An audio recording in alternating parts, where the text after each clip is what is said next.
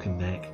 Now, upon investigation, and there was an official investigation, it was noted that the flight of stairs that she fell down, it may have been difficult for her to have done that accidentally. Others stated that she'd been found with her headdress fully intact, which is again something you might find difficult to have happened if you tumble down a flight of stairs head first. But whatever the truth of this situation, tongues began to wag all over Europe, and Queen Elizabeth I was put in an incredibly difficult and dangerous situation.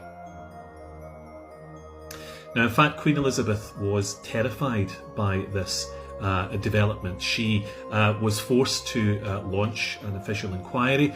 She was forced to send her lover, Robert Dudley, away from court until he could be exonerated from any involvement in this. And she knew that she herself was probably chief suspect number one. The world knew, the whole of Europe, the whole of Christendom knew that this couple shared a particularly special bond with one another, and they understood that marriage had been openly discussed between the two. And in fact, the Spanish ambassador himself, before Emmy's death, had actually talked about Robert Dudley doing away with his wife so that he could make the path free for him to marry the Queen. So Elizabeth understood that this not only sullied and affected her good reputation, but it potentially affected her right to stay on the throne.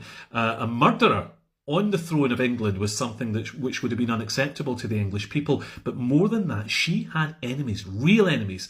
The Pope, for one, other kings around Europe who absolutely would have done anything to see her off the English throne and replaced by a Catholic. So the Queen had to tread incredibly carefully in dealing with this, and she must have lost many, many nights of sleep in the process. Now, Robert was eventually fully exonerated, and as things do, the gossip eventually died down as well. People moved on.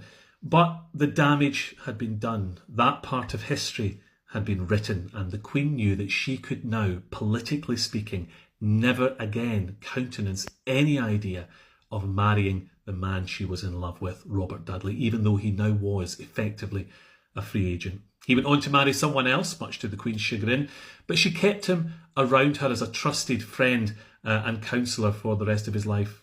When he died, she took his last letter and she wrote on it his last letter, putting it into her drawer and keeping it there for the rest of her life, where it was found after her death.